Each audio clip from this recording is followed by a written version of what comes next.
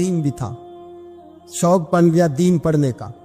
मोहल्लेदार इलाके वाले कहने लगे कहाँ से कमाएगा, ना बाप है ना माँ है ना घर है, कहाँ से। हजरत रूमी कहते हैं नौजवान ने जंगल में झोंपड़ी लगा ली। वहां वो सुबह मदरसे जाता, शाम को जंगल में रहता, वहां अल्लाह अल्लाह करता, सबक याद करता। एक दिन बादशाह की बेटी रास्ता भूल गई, जंगल में आई सहेलियों के साथ, बॉडीगार्ड भी साथ थे पर रास्ता भूल गई। खोती खोती शाम हो गई, ऐसी खोई कि जब रात गहरी हो गई तो आके उस नौजवान के पास रुकी और चिल्लाने लगी।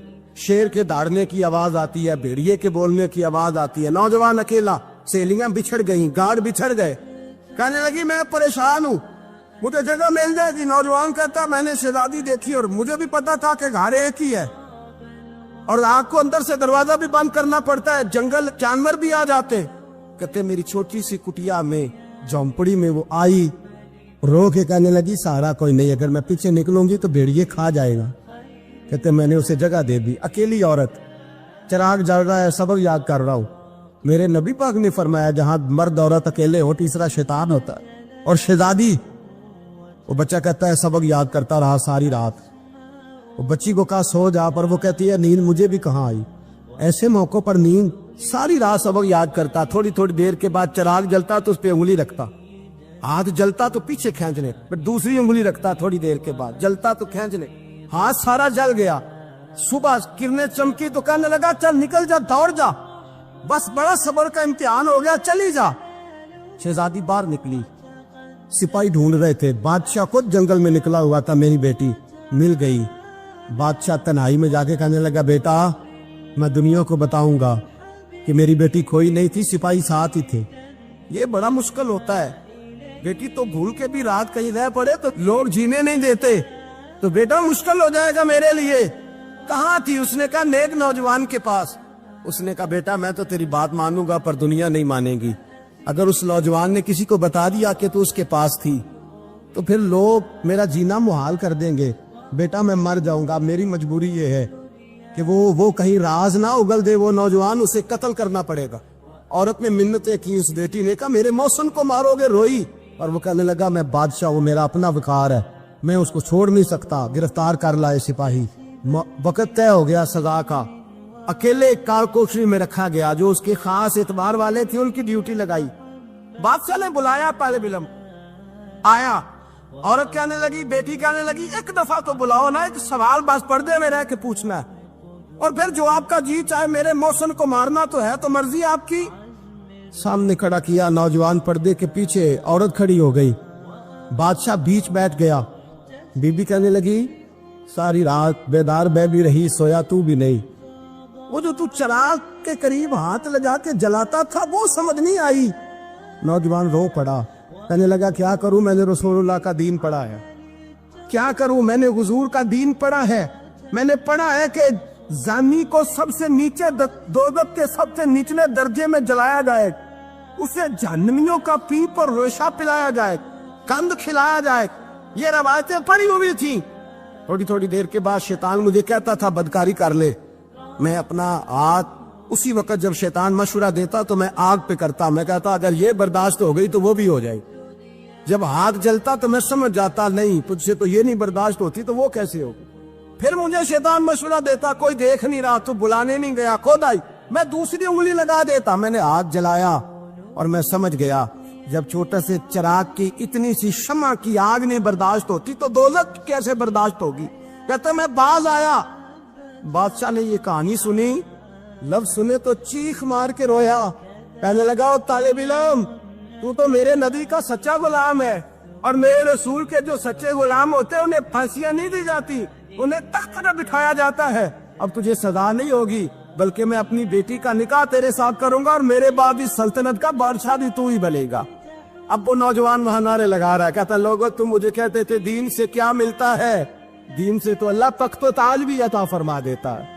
अगर नौजवान शर्मो हया वाले बन के रहे अल्लाह सारी इज्जतें दे देगा। देखे ना अल्लाह के फजल से इज्जत मिलती है और जब कोई इज्जतदारों जैसा काम ही ना करे। एक बात और अर्ज करनी है पर वक्त थोड़ा रह गया।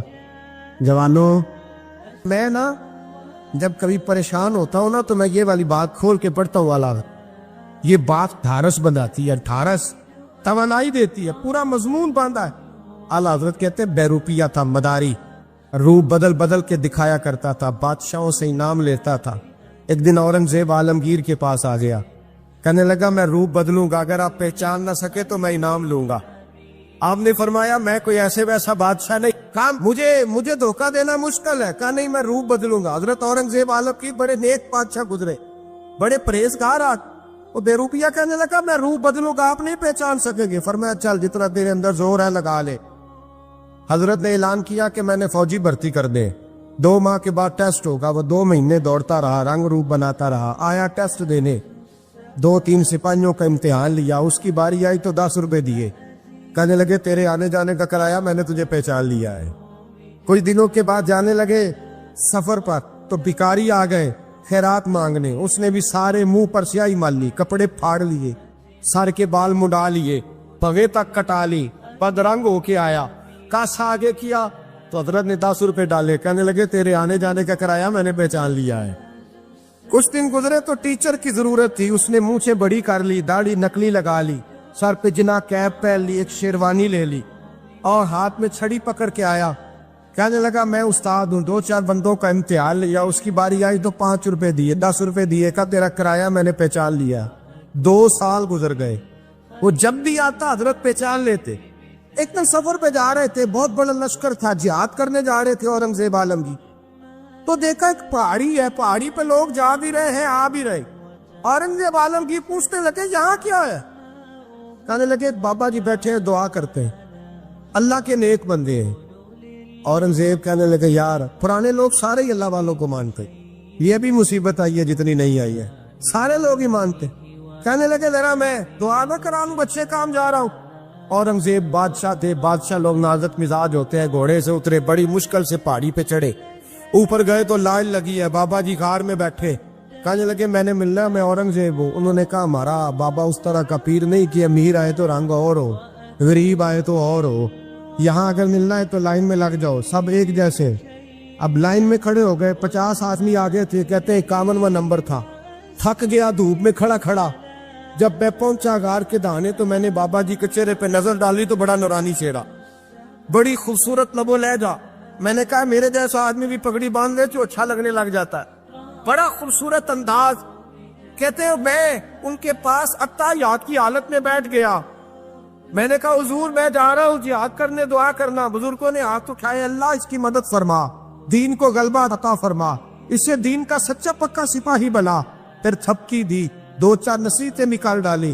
دیکھنا ظلم نہ کرنا, زیادتی نہ کرنا, جب تم جیت کر نہ کرنا, غرور نہ کرنا. نصیحتیں بھی کر دی. کہتے اب جب میں اٹھا تو 2-4 دینار بطور نذرانہ مسلح کے نیچے رکھے, اور الٹے قدم جب میں غار سے اترا انہوں نے رومال جاڑا اور اٹھ کے کھڑے ہو گئے. کہنے لگے آج نہیں تو نے پہچانا, آج نہیں تو نے پہچانا, میرا انعام بنتا ہے, آج نہیں پہچانا, لا پیسے. اورنگزیب کہنے لگا یار تو نے حد کر دی, کہاں چڑھا کہاں کھڑا رہا, دھوپ میں تھک گیا, کمال کر دی بھائی تو نے. پتا تو کیا لے گا, اب جلدی بتا, وہ کتنے لوگ پیچھے دھوپ میں کھڑے ہیں, لشکر سارا کھڑا ہے, کیا لے گا؟ اس نے کہا سب سے قیمتی ہیرے وہ ہے جو تیرے سر کے تاج میں لگے ہوئے, مجھے تیرا تاج چاہیے. او بھائیو سننا اور یاد رکھنا, میرے اعلیٰ حضرت کہتے ہیں بادشاہ نے سر کے اوپر سے تاج اتارا, بہروپیے کے قدموں میں رکھا اور کہنے لگے یہ لے, اور یہ تو تیرا مانگنے پر میں نے دیا ہے نا, میں واپس آتا ہوں تو آنا میں اپنی مرضی سے بھی تجھے دوں گا. تو نے اورنگزیب جیسے بندے کو دھوکہ دیا, آنا میں اس وقت بھی دوں گا. وہ دے کر بس بات ختم ہو گئی, حق ہو گئی. دے کر کہتے ہیں جب میں پلٹا نا واپس, بہروپیے نے آواز دی بادشاہ ٹھہر جا. تو میں نے پلٹ کے دیکھا تو کہنے لگے یہ اپنا تاج لے جا, اٹھا اور لے جا.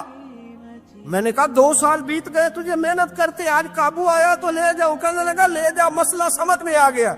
میں نے کہا مجھے بھی تو سمجھانا.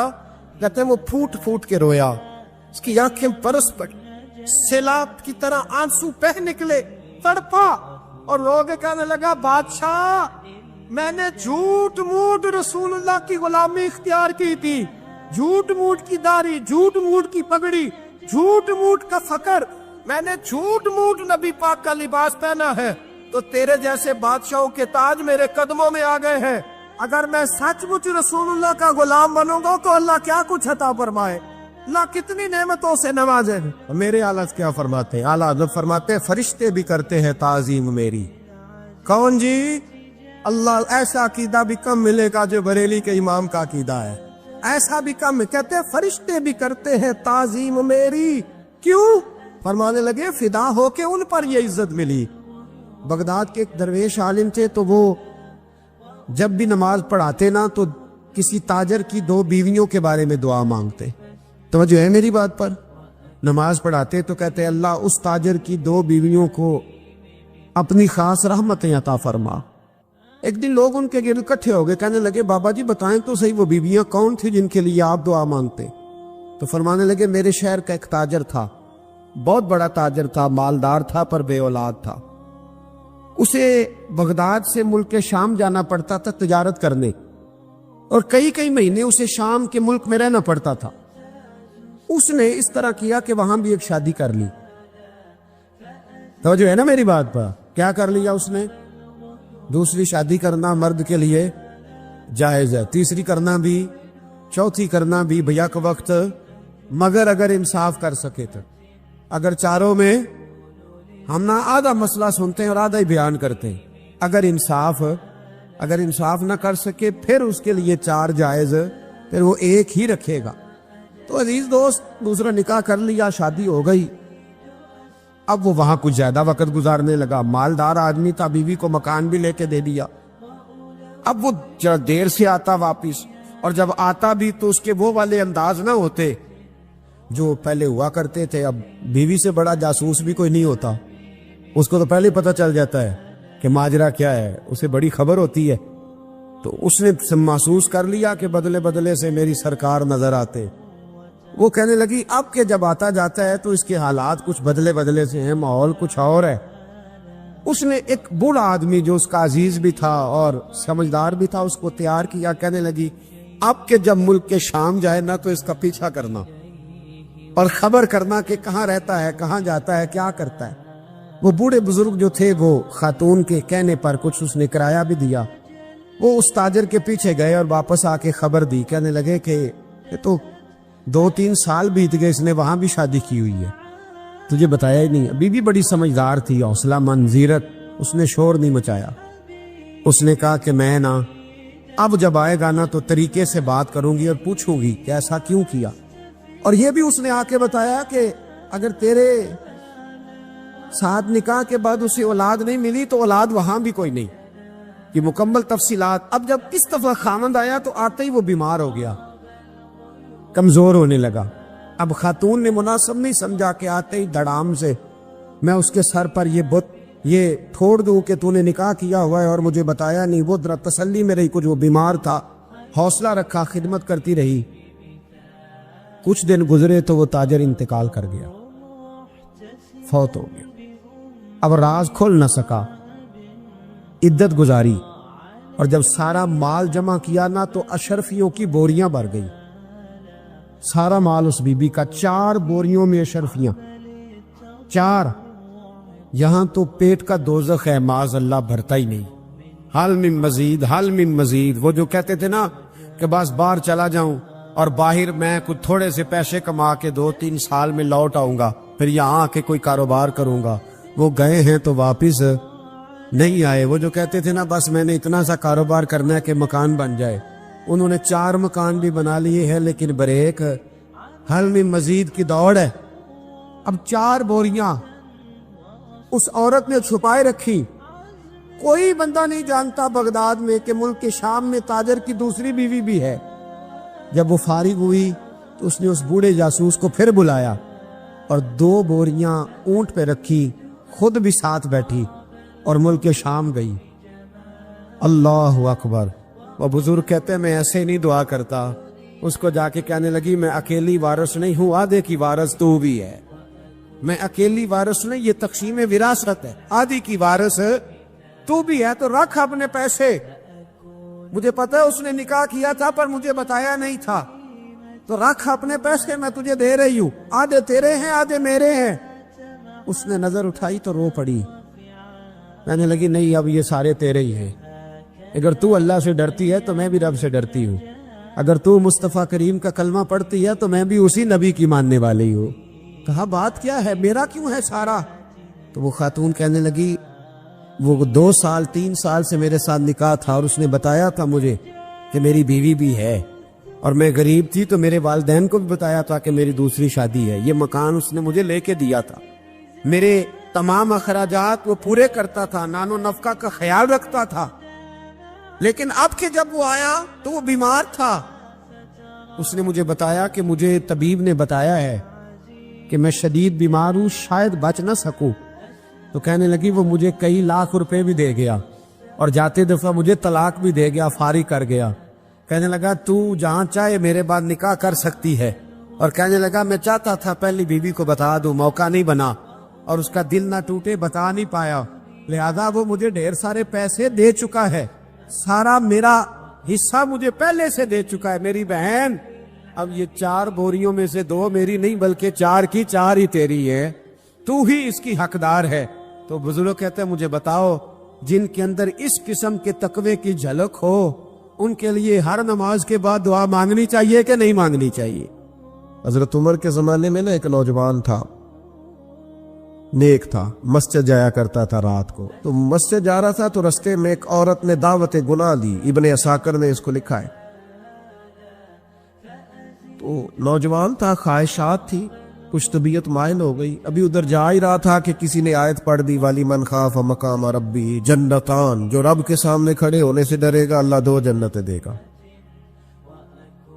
واقعی ڈر گیا، وہ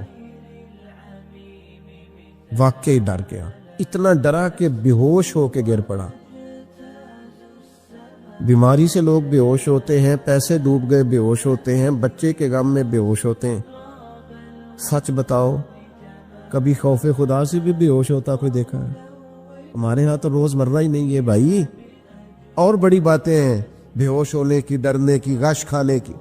بے ہوش ہو کے گر پڑا، بوڑھے باپ کو کسی نے بتایا بچہ بے ہوش پڑا ہے، اٹھا کے گھر لائے، گھر لا کے کہا بیٹا کیا ہوا؟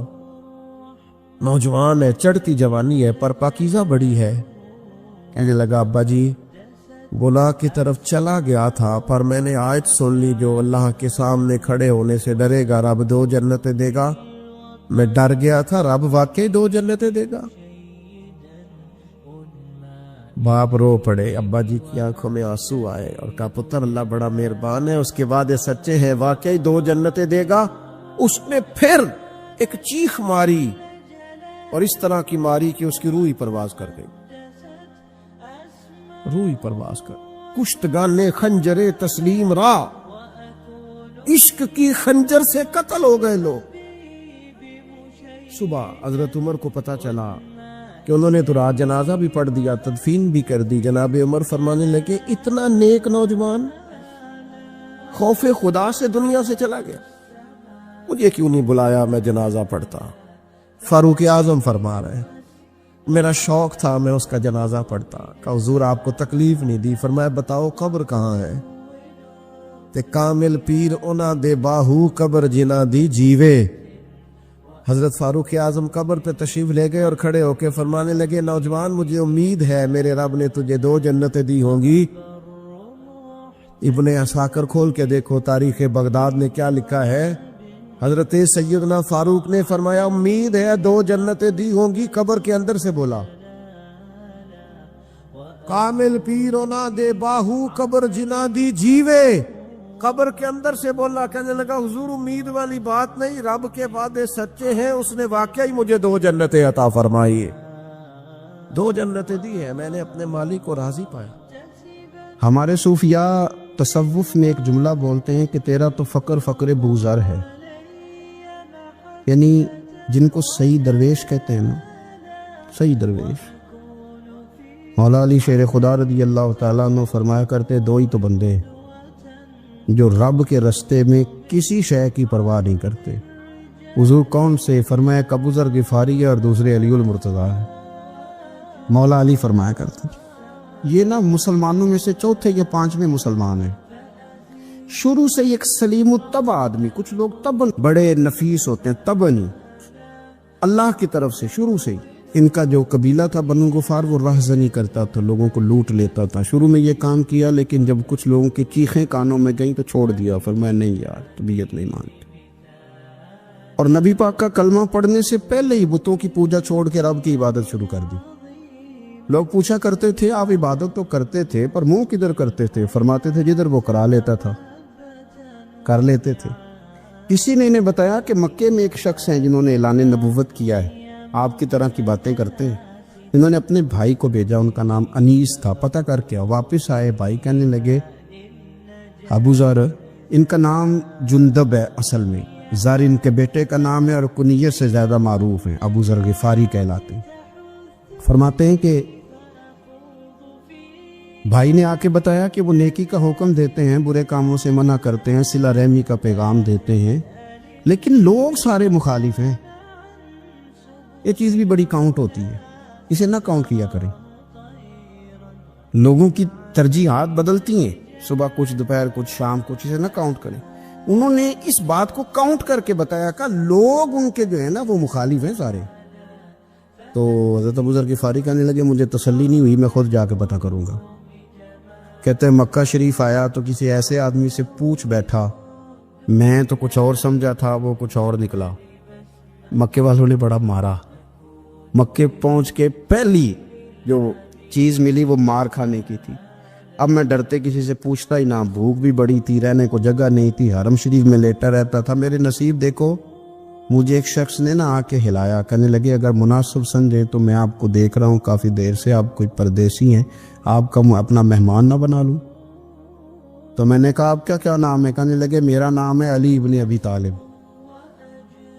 کہتے ہیں مولا کائنات گھر لے گئے، کھانا بھی کھلایا، جگہ بھی دی، سونے کو خدمت بھی کی، لیکن چونکہ میں تو پہلے ایک سے پوچھ کے مار کھا بیٹھا تھا، میں نے پوچھا نہیں میں کدھر آیا ہوں۔ رات رہے، اگلی رات بھی رہے، لیکن میں نے بتایا نہیں میں کس کام آیا ہوں۔ حضرت ابو ذر غفاری رضی اللہ تعالیٰ عنہ کہتے ہیں خود ہی مولا علی نے پوچھا بتا سکتے ہو کیسے آئے ہو؟ میں نے کہا راز رکھ لو گے؟ فرمایا بڑا کشادہ سینہ دیا رب نے مجھے۔ تو بات تو کہنے لگے یار میں تو محمد مصطفیٰ کی زیارت کرنے آئے صلی اللہ تعالی علیہ وسلم۔ یہ بے نیاز لوگوں میں سے ہیں حضرت سیدنا ابو ذر غفاری۔ میں حضور کی زیارت کے لیے ہوں۔ حضرت علی کہنے لگے سویرے لے چلوں گا۔ انسان بزدل نہیں ہوتا، ہر انسان بزدل نہیں ہوتا، اور بلا وجہ ٹکراؤ کی پالیسی بنا لینا یہ بھی سیانے لوگوں کا کام نہیں۔ حکمت کے تقاضوں کے مطابق چلنا یہ بھی دلیر لوگوں کا ہی کام ہوتا ہے۔ حضرت مولا علی کہنے لگے صبح لے کے چلوں گا پر حالات ٹھیک نہیں، شرارتی لوگ ہر جگہ ہوتے ہیں، اگر کوئی شرارتیوں کا ٹولہ ملا نا جو کھڑا ہوگا جاسوسی کرنے کے لیے کہ حضور کی طرف کون کون جا رہا ہے، تو میں نیچے جھکوں گا جوتے کا تسمہ ٹھیک کرنے کے لیے، لیکن آپ نے نہیں کھڑے ہونا، آپ نے چلتے رہنا ہے تاکہ کسی کو شک نہ ہو۔ کہتے اس ترتیب سے حضرت علی مجھے لے کے گئے، میں حضور کی بارگاہ میں پہنچا۔ مولا علی کہتے ہیں بڑے بڑے لوگ سوال کرتے تھے پر یہ شروع سے سلیم الطبع تھے، مجھے کہہ لینے دینا، انہوں نے ماننا ہوتا ہے وہ لمبے سوال کرتے ہی نہیں، مان جو لیا تو لمبے سوالوں کی ضرورت ہی کوئی نہیں۔ کہتے ہیں لوگ بڑے بڑے سوال کرتے تھے پر ابو ذر نے 2-3 باتیں پوچھی اور آگے جا کے کہنے لگے حضور ہاتھ بڑھائیں مجھے کلمہ پڑھائیں۔ نبی پاک صلی اللہ علیہ وسلم نے کلمہ پڑھایا، فرمایا باہر جا کے نا ابھی ذکر کرنا کہ تم مسلمان ہو گیا، یہ ماریں گے۔ عرض کی حضور انہیں مارنے دے، میں آیا بھی مار کھا نہیں ہے، انہیں مارنے دے دا۔ پڑا فلک کو کبھی دل جلوں سے کام نہیں، دار دل بھی نے کہا تھا پڑا فلک کو کبھی دل جلوں سے کام نہیں، اور جلا کے راکھ نہ کر دوں تو داغ نام نہیں۔ ماری تو کھانے آئے ہیں، مارنے دے، کرنے دے زور جتنا لگانا ہے لگانے دے۔ باہر جا کے اعلان کیا، مکے والوں نے مارا، اتنا مارا کہ بے ہوش ہو گئے۔ پھر کسی نے بتایا کہ تم نے گزرنا بھی ہے ان کے علاقے سے، بنو غفار سے، پھر ان کا پتہ بھی ہے یہ لوگ بڑے سخت ہیں، پھر چھوڑا۔ تپن بڑے جلالی تھے، زاہد مزاج تھے، فرماتے تھے کہ جو تمہاری ضرورت سے زیادہ ہے وہ سارا صدقہ کرو۔ کنز کے معاملے میں ان کا رویہ یہ تھا، صرف حضرت صدیق اکبر کو کچھ نہیں کہا انہوں نے، باقی حضرت عمر جیسے آدمی کو بھی کھڑا کر کے کہہ لیتے تھے یہ مال کیوں رکھا ہوا ہے خزانے میں، بانٹتے کیوں نہیں سارا؟ اور جناب عثمان غنی رضی اللہ تعالیٰ عنہ کے ساتھ تو باقاعدہ کئی دفعہ اس موضوع پر گفتگو کی۔ وہ کہتے تھے کہ جب اللہ کہتے ہیں قرآن میں کہ مال دولت جمع نہیں کرنی، تو وہ جو لوگ تھے وہ بھی بڑی شانوں والے تھے. وہ کہتے تھے کہ اللہ نے جب زکوٰۃ فرض کی تو مال جمع ہوتا ہے تو زکوٰۃ فرض ہوتی ہے نا. جب فطرانے کا کہا تو مال ہوتا ہے تو فطرانہ آتا ہے نا. تو آپ جو کہہ رہے ہیں وہ ٹھیک ہے، پر آپ اعلیٰ بات کر رہے ہیں تقوی کی، سارا بانٹو. تو حضرت ابو ذر غفاری کہتے تھے چلو ٹھیک ہے تمہاری بھی بات مان لیتا، پر یہ بتاؤ مدینے والے کا اپنا طریقہ کیا ہے؟ کہ بھئی حضور کا طریقہ تو وہی ہے جو آپ بتا رہے ہیں. تو فرمانے لگے پھر اس رستے نہ چلیں جو رستہ مدینے والے رسول کا ہے. اور حضور سے، نبی پاک سے عشق کرتے بڑا کھل کے. یہ صحابہ صفہ میں سے تھے. کلمے پڑھنے کے بعد چونکہ طبیعت جلالی تھی تو حضور نے بھیج دیا، فرمایا واپس جاؤ اپنے قبیلے میں تبلیغ کرو. واپس گئے، بھائی کو مسلمان کیا، والدہ کو مسلمان کیا، قبیلہ سارا مسلمان کیا، وہیں رہے. ہجرت مدینہ کے بعد آئے تبوک کے موقع کے قریب، اور حضور نے صحابہ صفہ میں رکھ لیا. نوکری کرتے مدینے والے رسول کی، دلیر آدمی تھے، بڑا قبیلہ تھا، پر ڈیوٹی کرتے، ڈیوٹی خدمت کرتے. ایک بیٹا تھا زار اس کا نام تھا، اس کی ڈیوٹی لگائی تم نے میرے نبی پاک کے اونٹ چرانے. ڈاکو آئے تو صاحبزادہ اونٹوں کی، اونٹنیوں کی حفاظت کرتے شہید ہو گیا. اور یہ انوکھا بندہ ہے جس نے شرط لگائی تھی کہ میں نے کالی سیاہ رنگ کی عورت سے شادی کرنی. انوکھا بندہ ہے.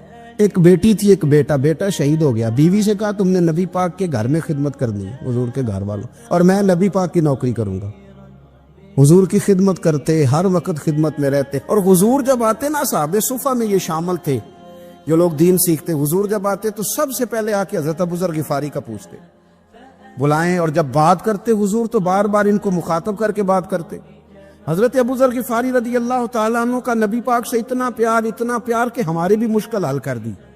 ابو داؤد شریف میں موجود ہے. ایک دن کہنے لگا یا رسول اللہ صلی اللہ علیہ وسلم، اگر کوئی بندہ کسی سے پیار بڑا ہی کرے پر اس جیسے عمل نہ کر سکے، کوشش کرے کرنا. لوگ ہمیں کہتے ہیں نا جی پیار بڑا، عمل بھی تو کرو نا. بھی کرنا چاہیے، پر انسان ہے نا، غلطی بھی تو ہو ہی جاتی ہے.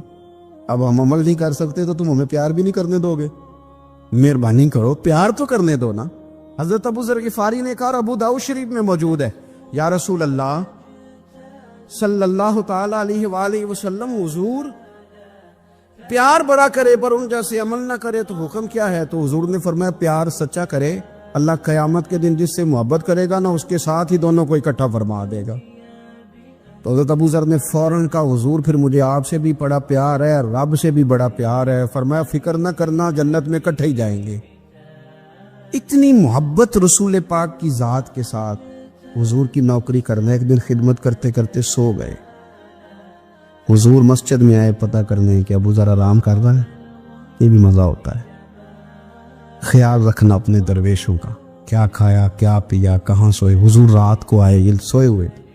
فرماتے ہیں حضور نے میرا انگوٹھا ہلایا، میں اٹھ کے بیٹھ گیا، حضور بھی میرے پاس بیٹھ گئے. اور میں ابو ذر بڑا پیار کرتے ہو، سونے آپ کو پتہ ہی ہے.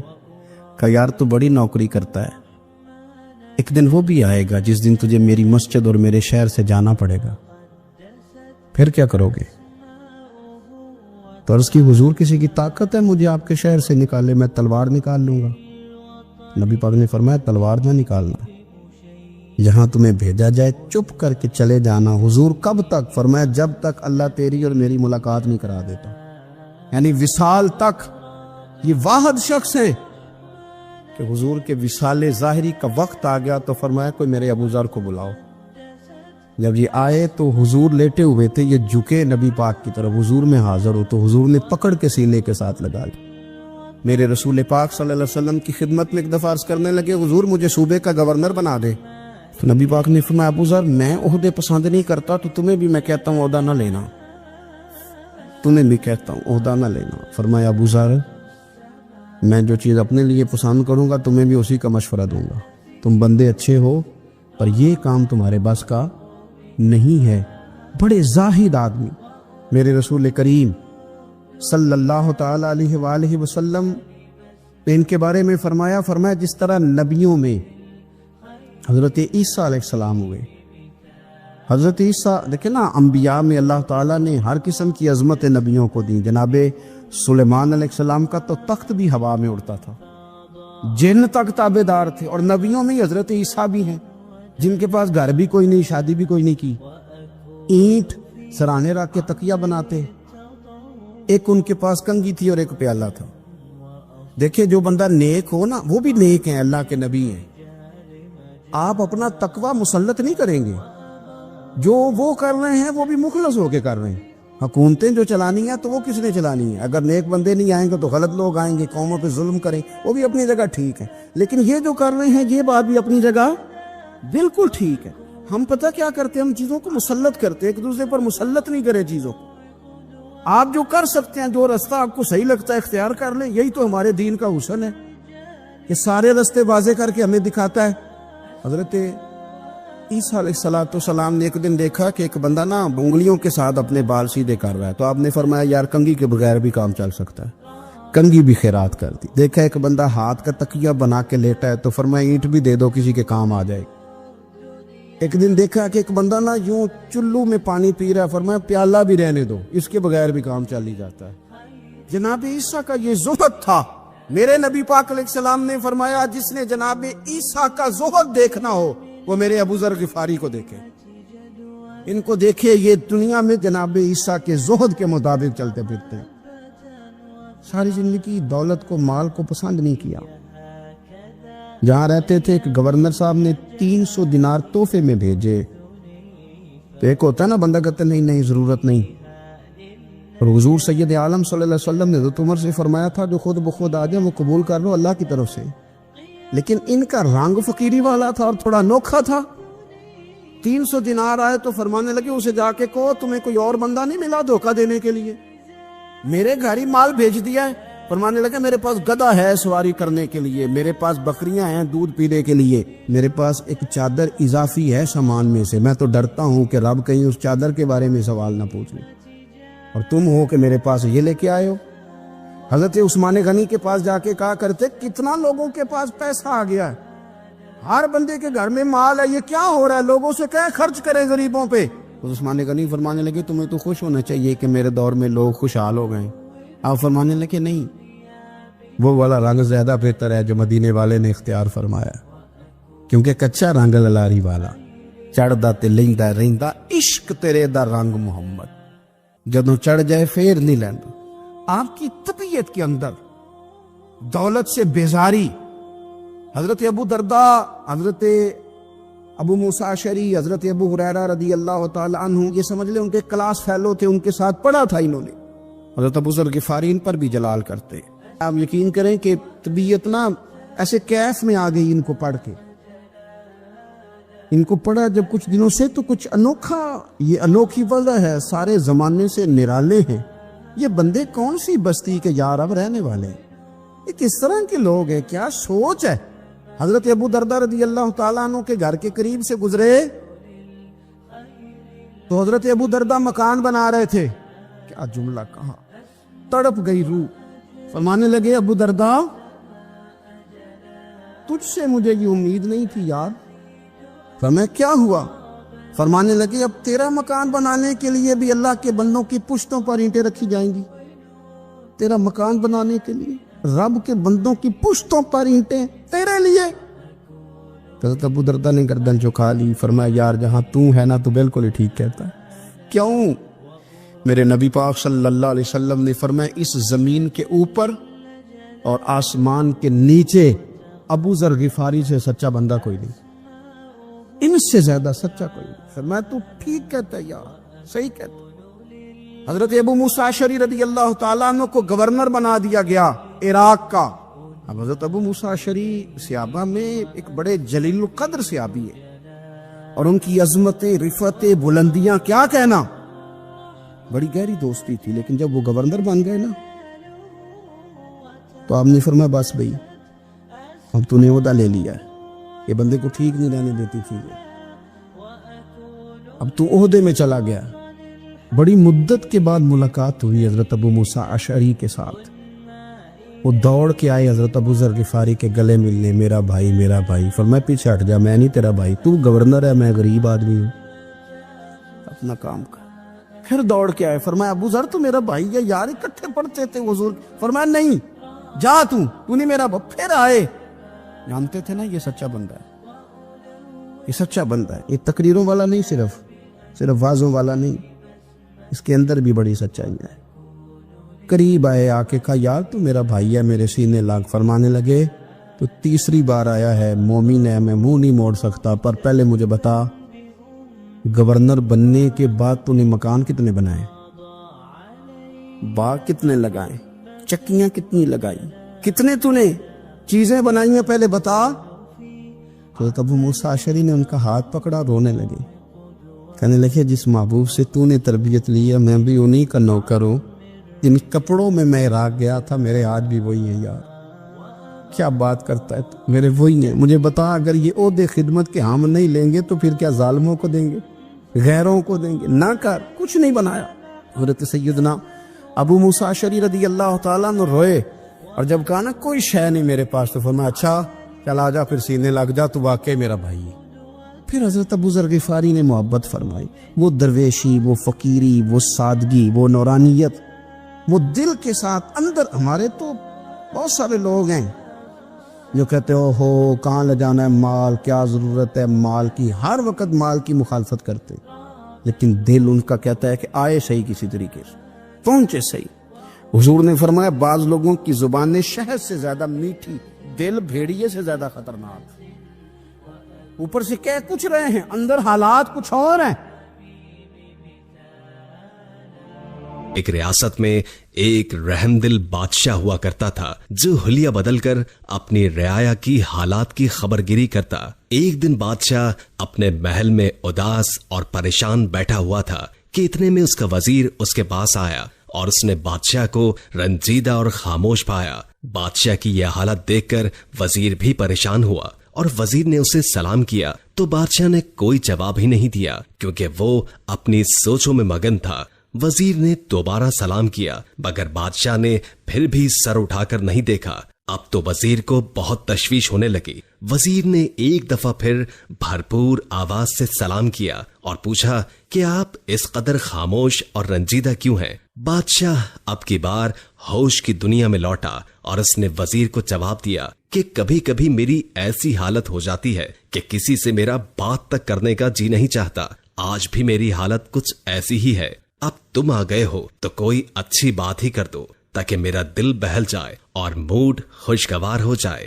وزیر نے کہا کہ بادشاہ سلامت, آپ کی یاد دہانی کے لیے یہ عرض کرتا چلوں کہ آپ کے شہر میں آج گشت کا دن ہے. اسی طرح آپ کا دل بھی بہل جائے گا اور اگر مناسب سمجھیں تو لباس بدل کر شہر میں چلیں, ورنہ ہم پھر کسی اور روز چلتے ہیں. بادشاہ یہ سن کر بولا کہ نہیں, ہم آج ہی چلیں گے. اور پھر وزیر سے یہ کہہ کر وہ تیار ہونے چل دیا. پھر تھوڑی ہی دیر کے بعد ان دونوں نے اپنے لباس تبدیل کیے اور بھیس بدل کر محل کے خفیہ دروازے سے نکل کر شہر کی طرف چل پڑے. وہ یہاں وہاں مختلف گلیوں میں چلنے لگے تھے کہ راستے میں پہنچ کر انہوں نے دیکھا کہ ایک نابینا فقیر کھڑا ہوا ہے. یہ دونوں اس کی طرف بڑھے. آہٹ سن کر صدا لگائی تو بادشاہ نے ایک سکہ نکال کر فقیر کے ہاتھ میں رکھ دیا اور آگے بڑھنے لگے. تو فقیر نے اس کا دامن پکڑ کر کہا کہ جس طرح تم نے مجھ سے ہمدردی کرتے ہوئے سکہ دیا ہے اسی طرح میرے منہ پر ایک تھپڑ بھی لگا دو.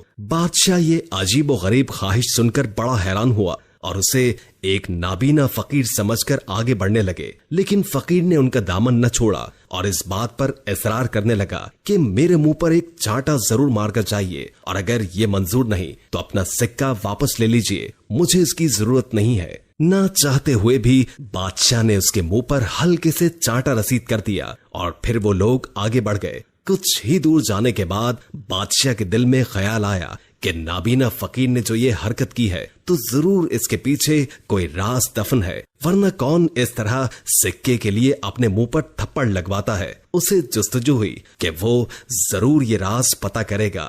چنانچہ بادشاہ نے اپنے وزیر سے کہا کہ وہ اس فقیر کو جا کر بتا دے کہ اس کو یہ سونے کا سکہ بادشاہ نے دیا ہے اور اس کا حکم ہے کہ وہ کل دوپہر کو اس کے دربار میں حاضر ہو. وزیر نے بادشاہ کے حکم کی تعمیل کی. پھر خیر یہ دونوں آگے بڑھ گئے اور اسی طرح شہر کی مختلف گلیوں اور بازاروں میں گھوم پھر کر لوگوں کے حالات اور مسائل معلوم کرنے لگے. انہوں نے شہریوں سے حکومتی کارندوں کے حوالے سے بات چیت بھی کی. پھر بادشاہ اور اس کا وزیر काफी देर शहर में गुजारने के बाद खुफिया रास्ते से महल में वापस आ गए। अगले दिन दोपहर को वही नाबीना फकीर बादशाह के दरबार में हाजिर हुआ। बादशाह ने फकीर से पूछा कि तुम्हारा नाम क्या है और तुमने सवाल करने के बाद अपने मुंह पर चांटा क्यों लगवाया, ये कैसा माजरा है। अंधे फकीर ने सवाल सुनकर बड़े अदब से जवाब दिया कि जनाब आली, मैं आपके इसी शहर का रहने वाला हूँ। मेरे बाप ने मरते वक्त जो रुपया पैसा छोड़ा था वो मैंने फजूल खर्ची में बहुत जल्द उड़ा दिया और फिर तंगदस्त हो गया। फिर मेरी बीवी ने मेरी ये नामाकुली और फजूल खर्ची पर नजर रखकर उसने मुझे समझाया और मैंने उसके कहने पर 2 ऊंट खरीदे और तिजारत को अपना पेशा बना लिया। जल्द ही मेरे काम में बड़ी तरक्की हुई और रफ्ता रफ्ता मेरी माली हालत बेहतर से बेहतर होती चली गई और मैं खुशहाल हो गया।